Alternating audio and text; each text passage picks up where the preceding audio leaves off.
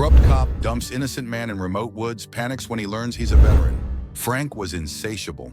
He wanted more out of everything without really working for it. He liked buying expensive designer shoes and bags just to make himself look cooler than others. He loved spending more than he earned. Even his colleagues were shocked at his lifestyle because they knew a cop of his level cannot afford the fancy lifestyle. But he didn't care. Growing up on the south side of town, Frank had learned early that appearance was everything. His mother worked 2 jobs cleaning houses in the rich neighborhoods, and young Frank sometimes would tag along, wide-eyed as she scrubbed marble floors in mansions. His mother took pride in honest work, but Frank absorbed a different lesson altogether. At school, he'd carefully iron his secondhand clothes and invent stories about family vacations that never happened. The shame of having to wear donated shoes drove him to obsession. He'd spend hours studying fashion magazines, memorizing brand names and styles, teaching himself to spot the difference between genuine leather and fake. His yearning for status consumed him like a fever. By high school, Frank had mastered the art of deception. He worked at a luxury car dealership, not as a salesman but as a janitor, yet he'd swipe business cards and drop the names of expensive vehicles in conversation. He learned to mimic the walk and talk of the wealthy customers, practicing their mannerisms in front of mirrors until they became second nature. When Frank joined the police academy, he saw the role not as calling to protect and serve, but an avenue to authority and respect. Now everyone would give more respect to me, he said to himself the first time he got his badge. This uniform gave him power, but not enough to satisfy his cravings. Perhaps it was modest. With a voracious taste for luxury, every promotion whets his desire to leave behind the shadow of these poor origins, whatever it may cost. It was ironic, but quite lost on Frank, that his mother, who taught him the value of an honest day's work, would have been thoroughly appalled by just how her son had managed to distort that lesson. He'd substituted her honest dignity with a shell of ersatz dignity and traded substance for integrities of character over the pseudo-appearance of success. Not only was Frank a fake and a fraud, but he was also rude and dishonest. His badge had become not a symbol of service, but a tool to his own advancement, a way to finally be the man he'd always pretended to be. But he was about to make his biggest mistake yet. He thought he could get away with it all until he met Andrew Wilson. It was one of those fresh, autumny mornings that Frank first met Andrew Wilson. Frank sat in his patrol car outside a high-dollar coffee shop, watching as Andrew walked down the sidewalk. Andrew was dressed plainly in running clothes, his loping gait moving him through Highland Park, the wealthy, predominantly white neighborhood where Frank had watched his mother clean houses years ago. A sight like that of Andrew confidently strolling down those streets stirred something ugly in his chest. Andrew stopped at the crosswalk and waited until the light changed. He shifted his weight, and a piece of paper dropped from his pocket, a receipt which wafted down to the sidewalk. The wind caught it and moved it about 5 feet away before Andrew could even notice it was gone. Seeing his chance, Frank swung the car door open and strode towards Andrew, already laying his hand on his belt. "Hey, you can't litter here," he yapped, adopting the artificial authority of years of practice. "This is a clean neighborhood. We have standards." Andrew turned, startled but collected. "Officer? I don't understand." "Don't play dumb," Frank cut him off, gesturing at the receipt. "I saw you deliberately drop that trash. That's a $500 fine in this district." His eyes narrowed as he took in Andrew's athletic wear. "If you can even afford it, what are you doing in this neighborhood anyway?" "I am living just some blocks away from here," Andrew replied evenly. "I can show you my ID. And that receipt must have fallen accidentally. I'll pick it up right now." But Frank had already decided how this would go. "Hands where I can see them," he snarled, his voice rising. "You're being confrontational with an officer, and now you're reaching for something? Turn around and put your hands behind your back." "Sir, this is utterly unnecessary," Andrew began, trying to keep a level head against circumstances. "I said turn around. You black bastards never want to follow simple commands," Frank snarled, showing his true colors. In one smooth motion, he grabbed Andrew's arm, twisting it behind his back, with considerably more force than was necessary. The handcuffs flew onto Andrew's wrists, courtesy of the furious Frank, while a little crowd of morning commuters had already begun to gather, some reaching for their phones. Frank then becomes aware of the onlookers and feels a surge of panic mixed with defiance. He couldn't back down now. That would make him look weak. Besides, he has a reputation to maintain around here. "Clear out, folks, police business," he yelled at the collecting crowd. "Nothing to see here." But people weren't budging. If anything, more were stopping to watch. Frank roughly guided Andrew toward his patrol car, trying to obliterate everything from his mind. He couldn't take him to the station. Not with these people and their cameras. The paperwork would be too much curiosity. He needed to get this taken care of another way, to show this guy a lesson about staying in his place. It came just like a gift. The old logging roads up in Mason County. He'd found them during his patrols miles of unraveled tracks, meandering through dense forest. That was perfect for a little lesson in respect. As he jammed Andrew into the back seat, Frank's watch flashed in the morning light, a fake Rolex that had cost him 3 months' salary. Something about it hardened his jaw. He'd worked too hard setting up his image to let some random jogger screw it up. "You picked the wrong neighborhood," Frank growled under his breath before slamming the door. The gathered crowd wasn't stopping filming, but Frank knew nobody could see through the tinted windows of the car. They couldn't see the slight shaking of his hands as he walked around to the driver's side. Couldn't see how his expensive watch was caught in his sleeve, a constant reminder of the life he was desperate to protect. Andrew sat silent in the back seat, his posture straight despite the handcuffs. Through the rearview mirror, Frank could see his face was placid, almost unnaturally so. It irritated Frank all the more. Where was the fear? The respect? Frank pulled away from the curb, his mind already working out the route to Mason County. The early morning traffic was light, and he knew exactly which back roads to take to avoid the security cameras dotting the main streets. He had done this sort of thing before. Not quite like this, but close enough that the path felt both intuitive and yet surreal. Andrew leaned forward in the back seat and finally spoke. "Officer, I think there's been some misunderstanding here. If we could just—" "Shut up!" Frank's voice broke slightly. "Just shut up! You don't get to talk right now." The silence that followed hung thick upon his nerves. Frank's hands were slick with sweat upon the wheel, genuine leather-wrapped custom edition he'd spent 2 weeks' pay on. Everything about him was an illusion of wealth and authority held together by overtime shifts and maxed-out credit cards. And somehow, this man in the back seat seemed to see right through it all. Outside of the city limits, buildings fell to trees. Frank's phone buzzed in his pocket, probably the station checking in on his whereabouts. He tucked his hand deeper and ignored it. That was a problem for later. He had work to do now. He had to show this guy there was such a thing as repercussions when he embarrassed him in front of all those people with phones. The highway unwound before him, great and dark beneath its cloak of morning cloud. Frank squeezed the wheel, his wrist clenched hard in the strap of the fake Rolex as he tried to firm himself up. He was going to step over something tonight, way down in his guts. He knew that much. Yet by now he was so deep in and had so much invested that he could hardly turn back. His carefully built mask of success and command couldn't risk any fissures. What Frank couldn't know, was that this decision would shatter not just his facade, but his entire world. The man who sat silently in his back seat was far more than he appeared, and this morning's impulsive act of prejudice was about to become the biggest mistake of Frank's life. The patrol car bounced along the deteriorating road as they veered deeper within the Mason County region. Frank continued to glance in his rearview mirror, becoming more and more disturbed by Andrew's attitude. Most arrested suspects he arrested reacted with fear, anger, or at least anxiety, but not Andrew. He simply sat there perfectly still, staring ahead with an unnerving steadiness. "You think you're tough, huh? All big, black, and mighty?" Frank sneered, his own unease making him hostile. "I have treated plenty of your kind before. You act so high and mighty. You think you can just walk anywhere." Andrew's reflection in the mirror didn't even bat an eye. "You know what your problem is?" Frank said, his voice rising.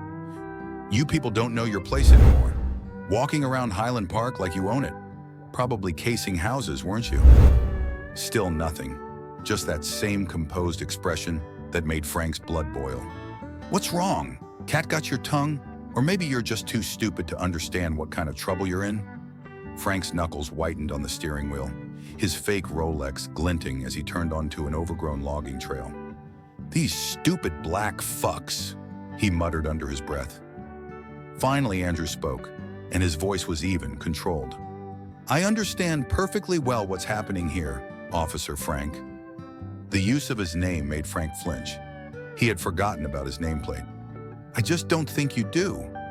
Something in the quiet confidence of Andrew's voice, the quietness of it, flipped a switch inside Frank. He slammed on the brakes, sending the car skidding onto the gravel side of the road. Twisting in his seat, his finger pointed at Andrew. "Listen here, you uppity son of a—" Frank's face was beet red with anger. "I've had just about enough of your attitude. You think this is some kind of game? I could make you disappear out here. Nobody'd even come looking. Wouldn't be the first time someone like you just vanished."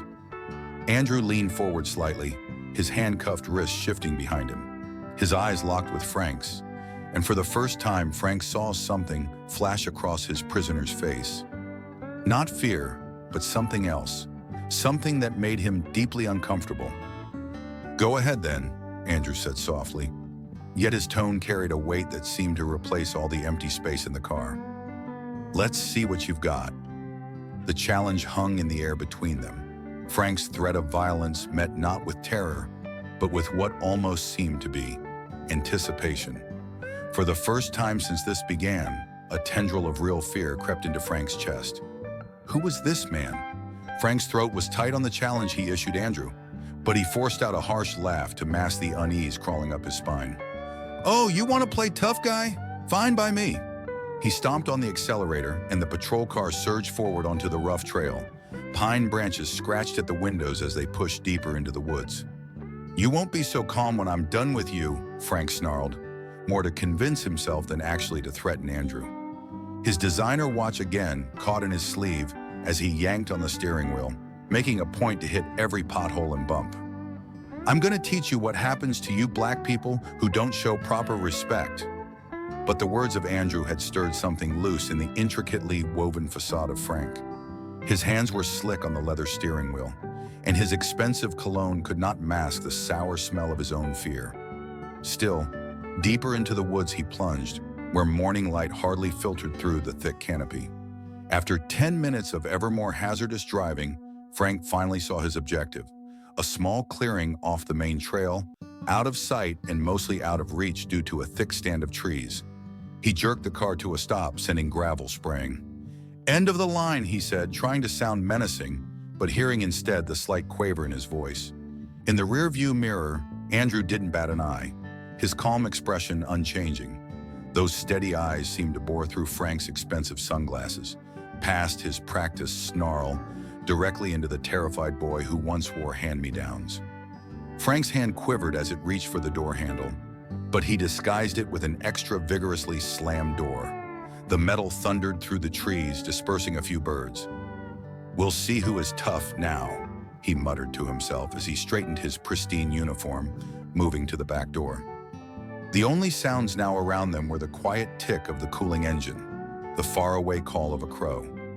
Frank was about to find out precisely how badly he had miscalculated, but for now he hung on avidly to his illusion of power keen to prove he was the man he pretended to be. "Get out!" Frank wrenched the back door open and yanked at Andrew's arm with a rough grip.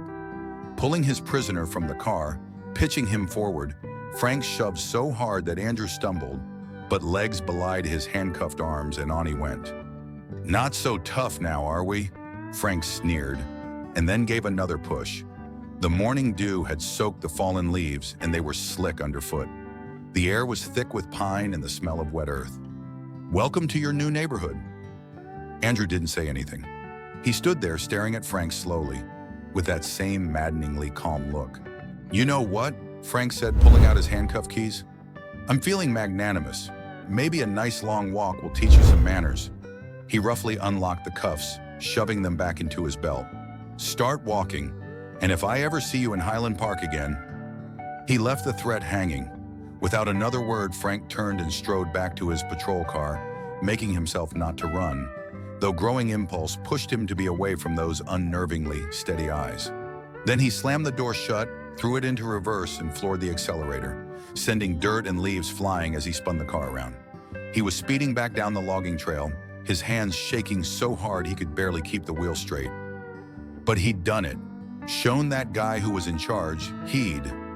Something in the rearview mirror had caught his eye. There on the back seat where Andrew had been sitting lay a worn leather wallet. It must have fallen out during the drive. Well, Frank grumbled, trying to steady his nerves.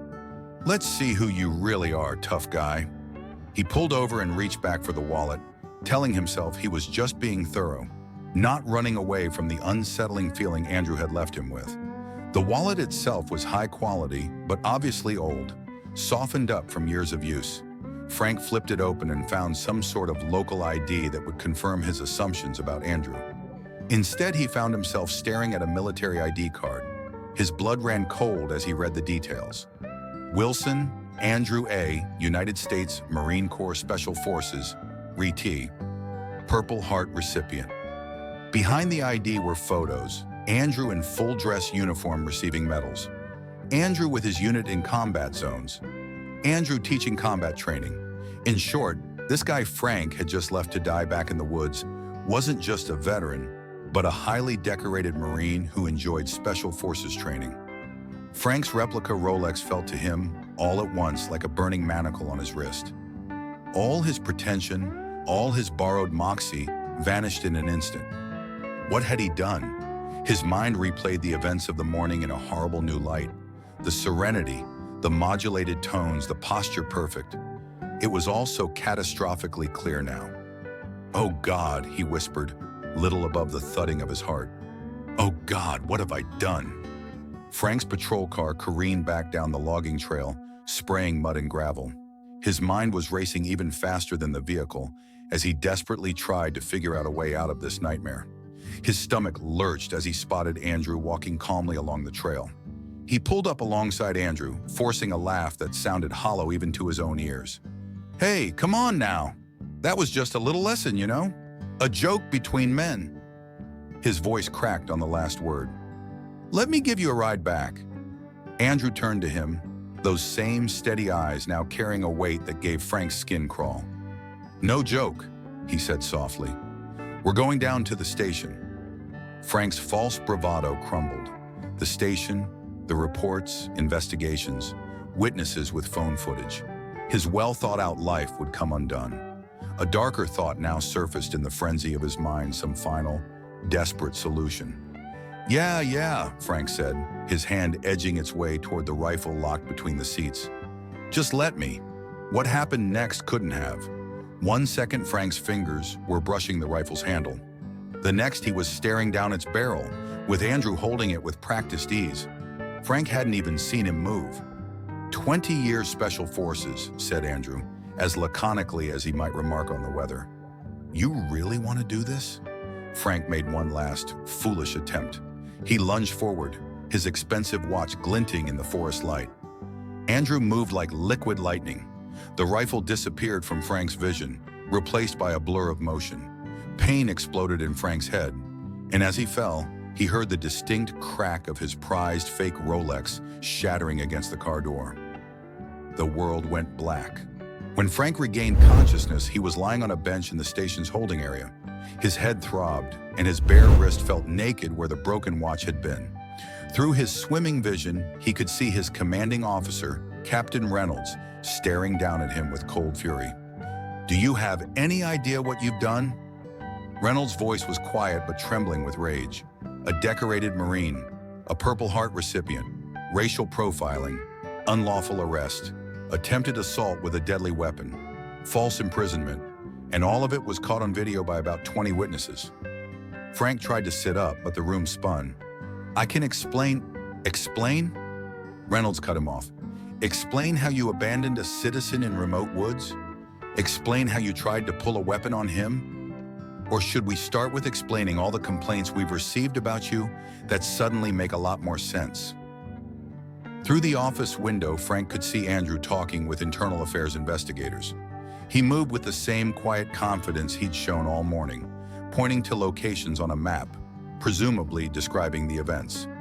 "Your badge." Reynolds held out his hand. "Now." Frank's fingers trembled as he unpinned the shield that had given him his illusion of power. Like his broken watch, it now seemed like nothing more than a cheap prop in a play that had finally ended.